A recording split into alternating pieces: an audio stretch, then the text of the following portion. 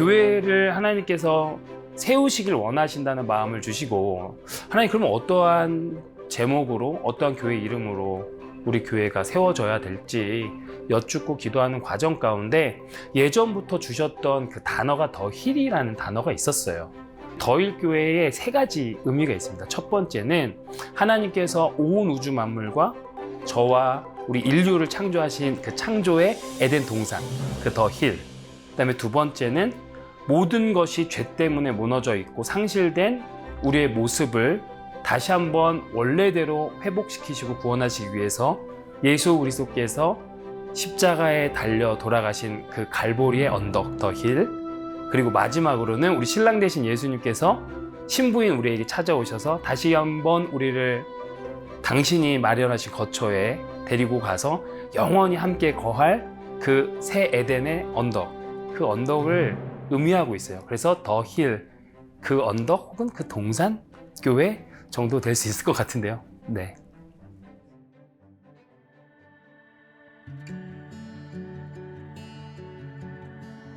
제가 강조하는 부분은 저희 교회의 사명과 비전과 가치관입니다. 그러니까 사명이 저희가 하나님을 알고 예배자가 되는 거, 그리고 교회를 세워야 되는 거거든요. 그렇다 보니 저의 강조점도 거기 있습니다. 우리 하나님을 좀 알자. 그리고 진짜 예배에 목숨 걸자. 그래서 저희가 예배에 목숨 거는 공동체가 저희 별명이기도 해요.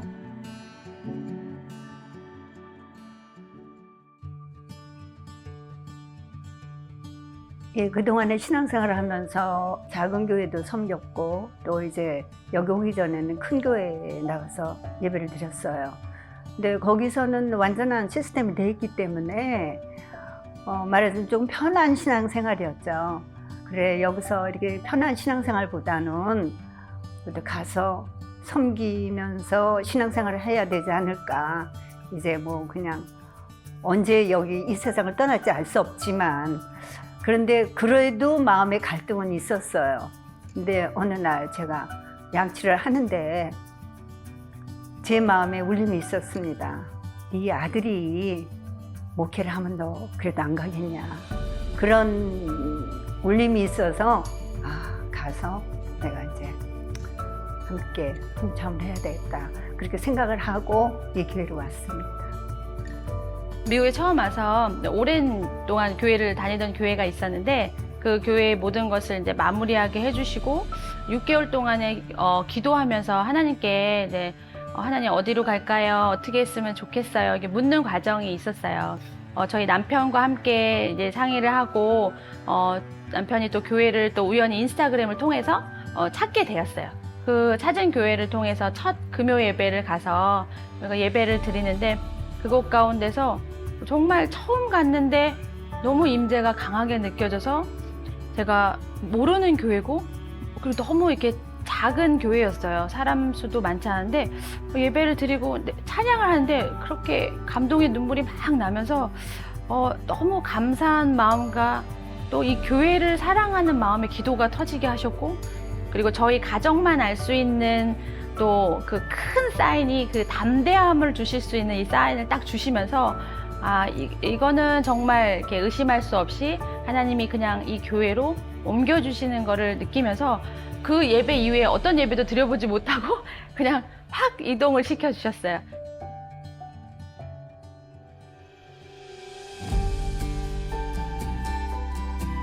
전우진 목사님은 어쨌든 간에 소명이 있으신 분이라는 거를 제가 느끼고, 사회적으로도 연봉도 괜찮으시고 좋고 또 좀 더 열심히 하면 더 높은 지로 올라갈 수도 있는 그런 상황이었지만 그런 걸 다 내려놓고, 또 사모님도 좋은 직장에 있지만은 그런 목사님을 섬기기 위해서 그것도 다 내려놓고, 사실 목회자의 길은 참 힘든 길이에요.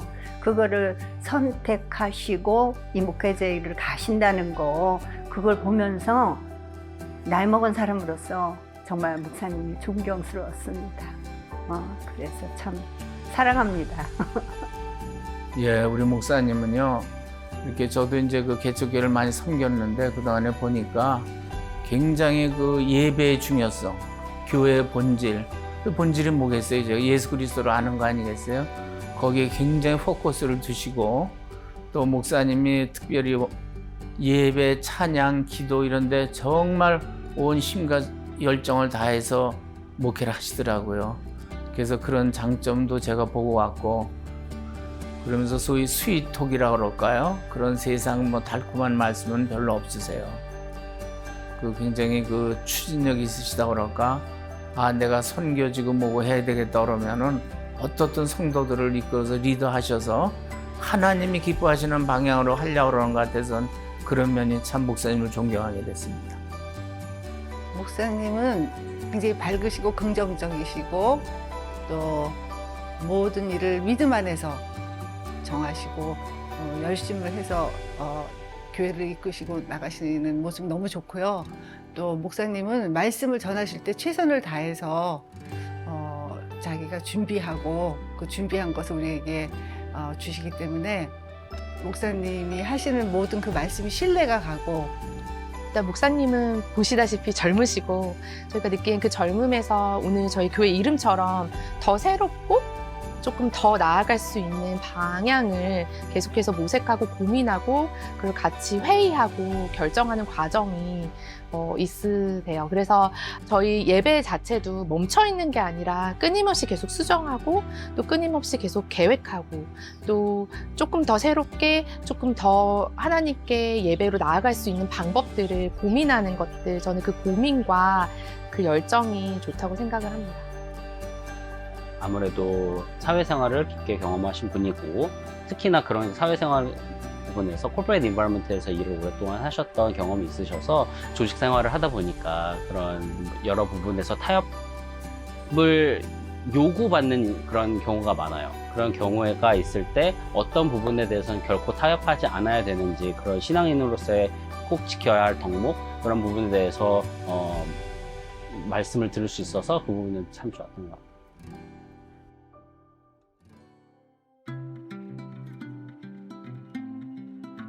제가 이 교회에 와서 가장 크게 성장한 것을 얘기하라고 하면 진짜 진정한 그 예배자가 되도록 하나님이 일하고 계심을 제가 예배 가운데 매번 느끼고 있습니다. 이게 진짜 내 마지막 예배가 될 수도 있다라는 마음, 그리고 저희가 막 그러잖아요. 가인과 아벨의 제사처럼 내가 가지고 있는 것 중에서 없어도 되는 거 드려요가 아니라 내가 진짜 가지고 있는 것에서 제일 좋은 걸 드릴 수 있게 훈련을 많이 시켜주셨어요. 제 신앙이 교회를 오는 게 기뻐요. 기쁘고 또 같이 모여서 예배 드리는 게 참 저한테는 기다려지는 시간이고, 교회 와서 신앙생활을 하면서 제 생활이 굉장히 편안해지고 평화스러워지고 또 말씀 안에서 더 제 자신을 보면서 살아갈 수 있게 된 것 같아요. 아무래도 저는 이제 초보 엄마 아빠로서 이 아이를 양육함에 있어서 정말 부족함이 많은 사람이에요. 부모로서 가져야 할 그런 신앙인으로서의 뭐 덕목, 그리고 또 어떤 마음가짐, 그리고 이런 부분은 아이들에게 꼭 전달해 줘야 되는 그런 신앙인으로서의 마음, 자세, 그런 거에 대해서 목사님께 말씀을 드릴 수 있어서 그 부분은 크게 도움됐다고 생각합니다.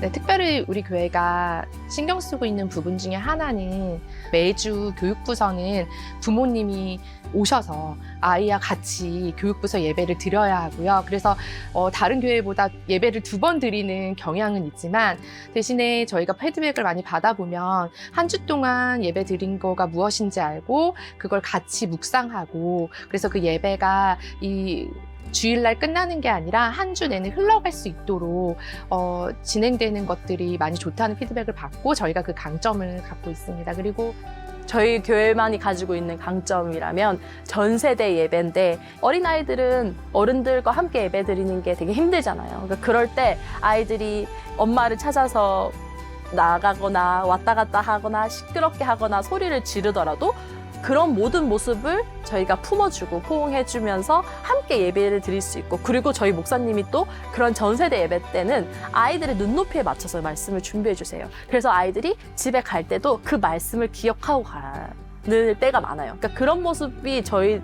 교회에서는 제일 큰 강점인 것 같아요. 이 교회만의 강점은 젊은 부부들의 또래들이 참 많아요. 근데 그 또래 아이들이 함께 아이들을 키우는 것 같이, 그러니까 얘는 내 애고 쟤는 내 애가 아니야 이런 게 아니라 그냥 다 같이 그 아이들을 함께 키우고 돌봐주고 또 먹여주고 놀아주고 하면서 안정되고 안심된 심령으로 계속 이 아이들과 함께 예배드리고 공동체가 나아가는 이 강점이 있습니다. 일단 교회는 그런 말씀과 신앙이라는 바탕 위에 세워진 공동체라고 생각을 해요. 그리고 하나의 공동체는 정해진 그런 목표를 향해 나아갈 때 정말 발전할 수 있고 더 힘차게 나아갈 수 있다고 생각을 하는데, 우리 교회가 시작할 때 목사님께서 세우신 하나의 목표는 정말 예배와 말씀에 충실하고 또 아이들을 위한 교회라는 게 하나의 목표이자 모토였어요. 이제 그런 목표를 위해서 분명 나아감이 쉽지는 않지만 저희가 하나의 마음으로 모여서 그 말씀, 그 목표를 향해 같이 나아가려고 준비가 되어 있다는 것이 저희의 강점이라고 생각합니다.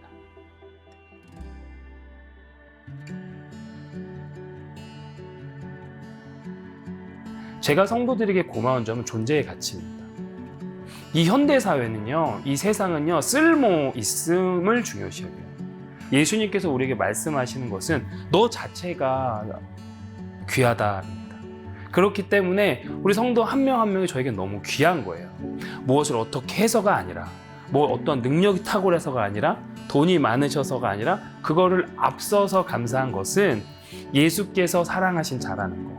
그리고 그러한 자들이 함께 예배할 수 있고 함께 공동체를 이루어갈 수 있다는 것 자체가 제가 성도들에게 참 고마운 점이에요. 그렇기 때문에 매일 주일마다 자신들의 예배의 자리를 지켜주는 거, 그리고 말씀을 열심히 듣고 그 말씀대로 살아가려고 하는 그 애씀의 모습, 또 교회를 각자의 자리에서 세워가는 모습이 저는 그 자체가 참 고맙습니다.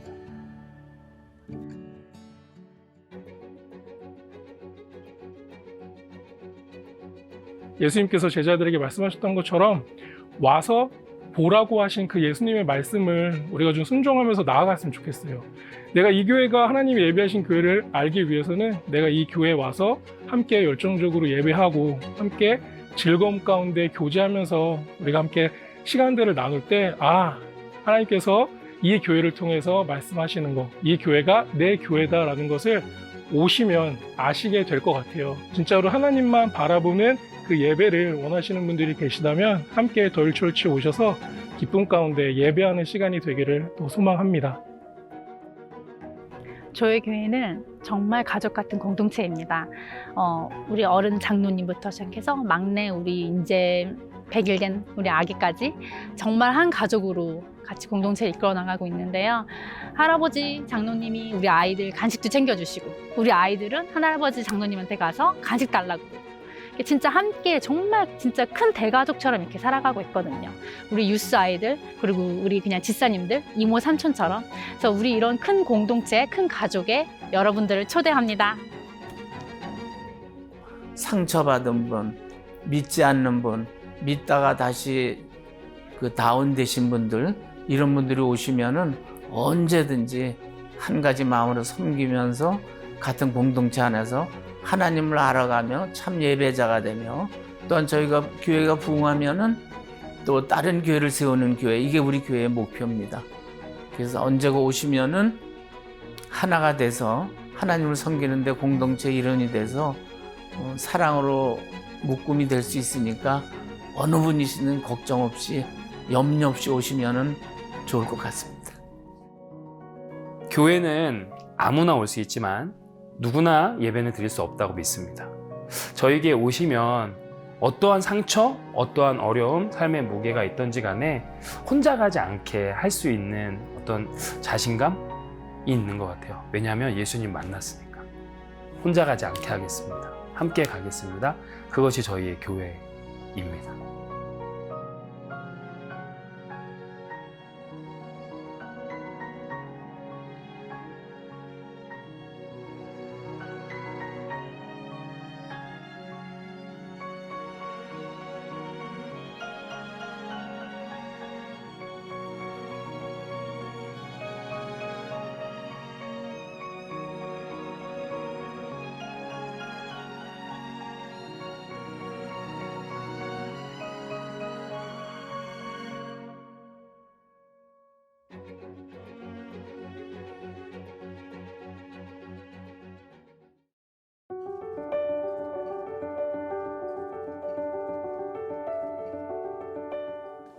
주 안에서 형제요 자매된 소중한 여러분들 한 분 한 분을 주님의 이름으로 축복합니다. 오늘 이 시간 하나님께서 주시는 말씀은 로마서 16장 16절입니다. 너희가 거룩하게 입맞춤으로 서로 문안하라. 그리스도의 모든 교회가 다 너희에게 문안하느니라. 아멘. 저는 오늘 거룩한 입맞춤으로 서로 문안하라는 제목으로 하나님의 말씀을 나누고자 합니다. 우리에게 진정한 그리고 영원한 삶의 터전이 되어주신 예수 그리스도의 사랑에 힘입어 이제 우리도 서로에게 터가 되어주며 주의 몸된 교회를 함께 세워 나가야 함을 증거하고자 합니다. 아무쪼록 성령 하나님의 조명하심과 도우심으로 말씀을 통하여 전하는 저나 받는 여러분 모두에게 하나님의 은혜와 은총이 충만하게 임하기를 소망합니다. 여러분, 무용지용이라는 말을 아시지요? 쓸모없는 것에 쓸모 있음이라는 역설의 지혜를 가리키는 말입니다. 장자에서 나오는 말인데요. 조금 자세히 말씀드리면 쓸모있는 나무는 일찍 베어진다는 겁니다. 계피나무는 향기가 있다고 하여 베어지고 온나무는 베어서 칠에 쓰여진다고 하여 베어집니다. 하지만 옹이가 박히고 결도 좋지 않아 어디에도 쓸모없었던 나무는 베어가는 사람이 없어서 가장 크고 무성하게 자라 원래 나무의 본성을 발휘한다는 내용이죠. 우리 한번 생각을 해볼까요? 여러분들 각자 서 있는 자리에서 한 변이 여유롭게 60cm, 즉 2피트짜리 정사각형만 남기고 나머지 모든 땅은 100피트, 한 30m 정도의 길이로 판다면 어떻게 될까요? 똑바로 서 있는 것이 쉬울까요? 여러분이 서 있는 곳은 순식간에 낭떠러지가 되어질 것입니다. 균형을 잡고 있는 것조차 매우 어려울 거예요. 이와 같이 장자는 유용함에 대하여 이어서 질문하는 거예요.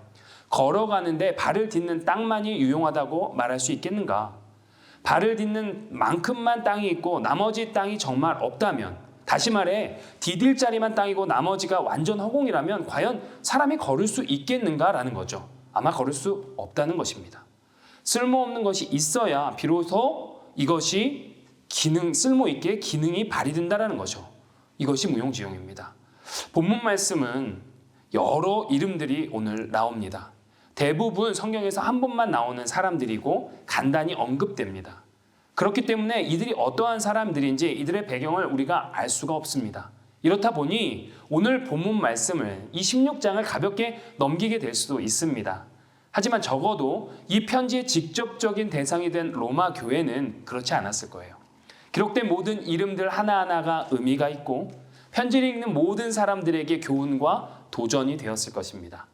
이러한 관점에서 등정하는 이름들을 다시 보게 되면요, 한 사람 한 사람이 우리 주님께서 얼마나 소중히 여기셨는지, 얼마나 귀한 사람들인지 우리는 알게 됩니다. 주님을 위하여서 수고하고 복음을 위하여서 바울을 도왔으며 교회를 위하여 헌신했던 분들인 것이죠. 각 사람들에게는 섬김의 모양과 그 분량에는 차이가 있습니다. 또 그들을 향한 바울의 표현도 다 다릅니다. 하지만 하나님께서는 사도 바울을 통하여서 이들의 이름들을 언급하면서 교회가 그리스도의 몸된 지체로서 서로를 귀하게 여기고 서로를 격려하면서 세워가야 된다는 것을 말씀하고 있는 것이죠.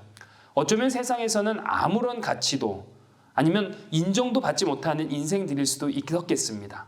앞서 말씀드린 대로 쓸모없는 인생이라 여겨질 수도 있었겠습니다. 그러나 그러한 인생 하나하나가 하나님 나라의 관점에서는 가치 있고 유용함을 오늘 로마서 16장은 말씀하고 있는 것입니다. 바울이 보내온 편지에서 자신의 이름과 이야기를 발견한 성도들은 그간의 수고와 헌신에 대한 인정과 보상을 받는 마음이었을지도 모르겠어요. 그리고 힘이 났을 거예요. 한 인간인 바울도 이렇게 기억하고 이름을 언급하며 감사와 사랑의 마음을 전하는데 우리 주님은 어떠실까요? 만약 이 편지에 여러분의 이름이 언급되었다면 어떠실 것 같습니까? 온 교회가 나의 수고에 대해서 감사의 마음을 전한다면 그것이 나에게 큰 격려가 되고 기쁨이 되지 않을까요? 물론 우리는 궁극적으로 사람이 아니라 주님을 바라보고 주님의 인정을 구해야 합니다. 주님이 우리의 모든 수고를 아시기에 우리의 초점은 항상 주님께 맞춰지고 우리의 마음은 항상 주님을 향하고 있어야겠지요.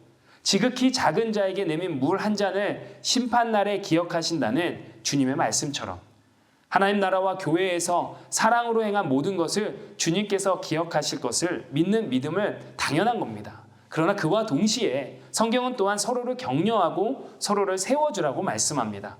특히 무난한다라는 말의 헬라어 원뜻은요, 팔로 끌어안다, 포옹하며 인사한다는 의미가 담겨져 있어요. 서로의 섬김에 대해서 감사하며 서로를 귀하게 여겨야 하는 것이죠.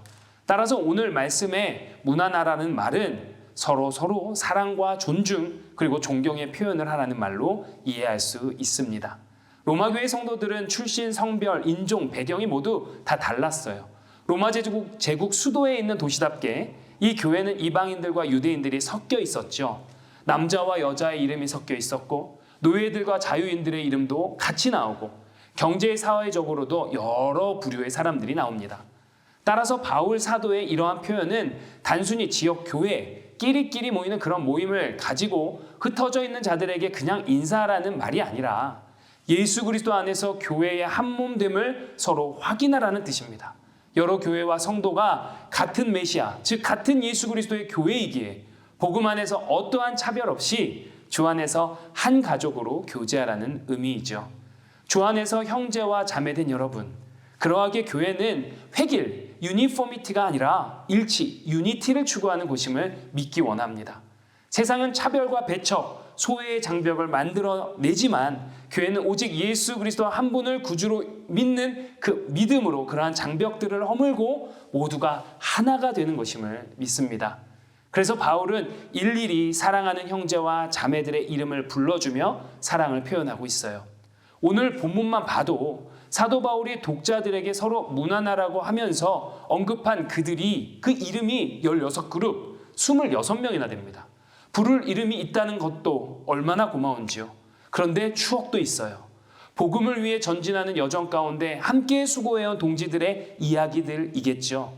혼자서는 할 수 없는 일이고 갈 수 없는 길이었습니다. 그저 함께였기에 가능했습니다. 하나님께서는 사람을 통해 일하심을 믿습니다. 한 그림을 잠시 소개하고자 합니다.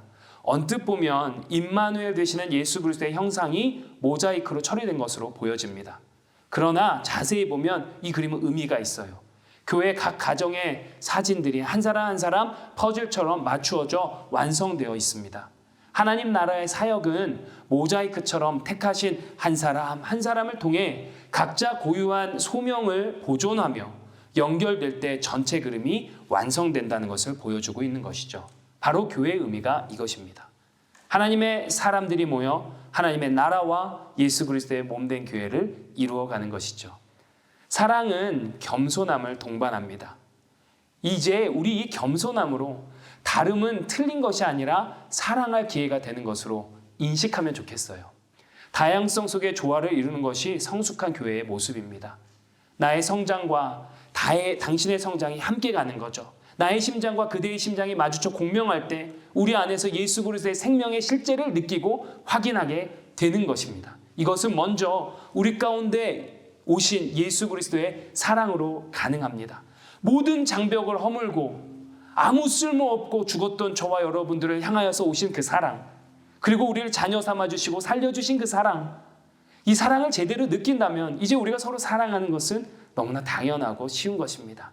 그러니 오늘도 우리는 하나님의 사랑을 먼저 구하고 그 사랑에 힘입어 함께하는 지체들에게 사랑의 문안을 건넬 수 있는 거죠. 그리고 아름다운 교회를 이루어가는 것입니다. 말씀을 정리합니다. 이경희 씨의 욕망과 영성이라는 책에서 이러한 내용을 보게 되었습니다. 사촌이 땅을 사면 배가 아프다라는 속담이 있죠. 우리는 빠른 경제 성장기를 거치면서 배고픔은 해결했을지 몰라도 배 아픔의 문제는 더욱 심해졌다라는 내용입니다. 왜 그런 것일까요? 존재의 근원 되신 하나님을 사랑하지 않고 피조물인 존재물들을 사랑하게 될 때 경쟁과 다툼이 일어나는 것입니다. 인간은 어떤 대상을 직접 욕망하지 않는다고 합니다. 사촌이 누군가 땅을 사는 모습을 볼 때 비로소 배가 아프면서 욕망이 일어나는 것이죠. 그럼 이거 해결할 방법은 없을까요? 나쁜 욕망을 이기는 것은요, 욕망을 없애는 것이 아니에요. 순전하고 거룩한 욕망을 품는 것입니다. 주의 사랑을 갈망하고 품기를 원해요. 온 인류를 향함과 동시에 저와 여러분 각자 한 사람 한 사람을 향한 설명할 수 없고 크기를 가늠할 수 없는 그 사랑이 하늘에서 이 땅으로 오셨습니다. 그것이 예수 그리스도의 사랑입니다. 주께서 걸어가신 그 여정의 길, 여러분 우리 함께 같이 가길 원합니다. 예수 그리스도의 그 사랑을 온전히 경험한 바울이 오늘 이 본문을 통하여서 그 사랑을 다시금 그대로 드러내고 있습니다. 그리고 바울 이후에 수많은 주의 제자들이 그 사랑의 여정을 떠났습니다. 그 후로도 쉬지 않고 그 사랑의 여정은 우리에게까지 이어졌습니다. 요한일서 4장 10절, 11절은 이렇게 얘기하죠. 사랑은 여기 있으니 우리가 하나님을 사랑한 것이 아니요 하나님이 우리를 사랑하사 우리 죄를 속하기 위하여 화목제물로 그 아들을 보내셨습니다. 사랑하는 자들아, 하나님이 이같이 우리를 사랑하셨은즉 우리도 서로 사랑하는 것이 마땅하도다. 위로부터 임하신 하나님의 사랑을 힘입어 그 능력으로 우리의 일상에서도 자신과 다른 한 사람 한 사람의 이름을 불러주고 격려하며 사랑으로 품은 그 이야기를 써보길 원합니다. 그 영원한 사랑의 이야기, 그리하여서 거룩한 입맞춤으로 서로 무난하며 주께서 우리에게 터전이 되어주셨듯이 우리도 이제 서로의 지체들에게 터전이 되어주길 원해요.